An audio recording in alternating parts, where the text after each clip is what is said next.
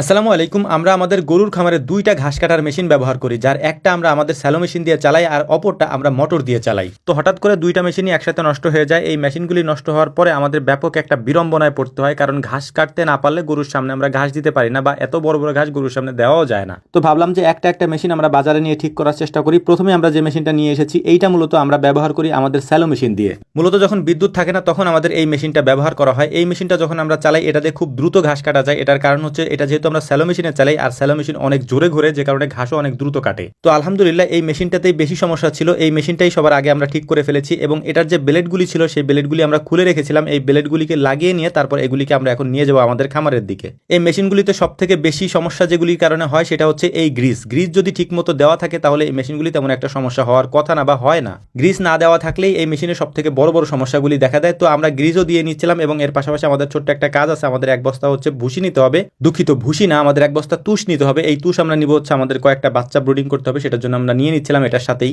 আমরা এই মেশিনটা খামারে নিয়ে তারপর এটাকে সেট করে সুন্দর করে রেখে দিয়ে তারপর আরেকটা মেশিন যেটা আছে, যেটা আমরা মোটর দিয়ে চালাই, ওই মেশিনটা আমরা দিয়ে যাব। ওই মেশিনটার বেয়ারিং ভেঙে গেছে, ওইটাকেও আমাদের ঠিক করতে হবে। একসাথে দুইটা মেশিন আমরা আনি না, এটার কারণ হচ্ছে একটা মেশিন দিয়ে একটু একটু কাজ চালানো যাচ্ছে, তাই ভাবলাম যে দুইটা একসাথে না নিয়ে একটা ঠিক করে তারপর আরেকটা আমরা ঠিক করার জন্য নিয়ে আসি। তো ভিডিওর মাঝখানে গুরুত্বপূর্ণ একটা কথা আপনাদেরকে জানিয়ে রাখি, আর সেটা হচ্ছে আপনারা অনেকেই জানেন যে আমাদের এখানে রাত 9টা থেকে 10টা কল দিলে আমাদের সাথে কথা বলা যায় বা আমাদেরকে পাওয়া যায়। তো এটা আমরা রেখেছিলাম আপনাদের সুবিধার্থে, কিন্তু ভাই রাত 9টা থেকে 10টা এর বাইরে যদি আপনি আমাদেরকে সারাদিন কল দেন তাহলে তো ভাই আমাদের কাজ করতে সমস্যা হয়ে যায়। এটা আমি আপনাদেরকে আকুতি মিনতি করে কয়েকবার বলেছি, কিন্তু এটা আসলে ঠিক হচ্ছে না। তাই দয়া করে আমাদেরকে যারা কল দিবেন তারা রাত 9টা থেকে 10টা এই 1 ঘন্টা দিন, এর বাইরে ভাই আমাদেরকে দিয়েন না। আপনারা জানেন যে আমরা সারাদিনই কাজ করি, আমাদের আসলে কোনো অপশন নাই। তো দ্বিতীয় মেশিনটা ঠিক করতে দিয়ে গেছিলাম। তো ওই মেশিনটা ঠিক হয়ে যাওয়ার পর আনিস ভাই বলল যে ভাই আমার সন্ধানে একটা মেশিন আছে, আপনি কি দেখবেন কিনা, ওই মেশিনটা নিবেন কিনা। তো ওই ভাইয়ের কথা মতো আমরা ওই বাড়িতে চলে এসেছি মেশিনটা দেখার জন্য। তো মেশিনটা বের করা হলো দেখার জন্য। এটাও হচ্ছে আমাদের মেশিনের মতো 2 ব্লেডের একটা মেশিন, তবে পার্থক্য হচ্ছে এই মেশিনটা সাইজে আমাদের মেশিন থেকে একটু ছোট।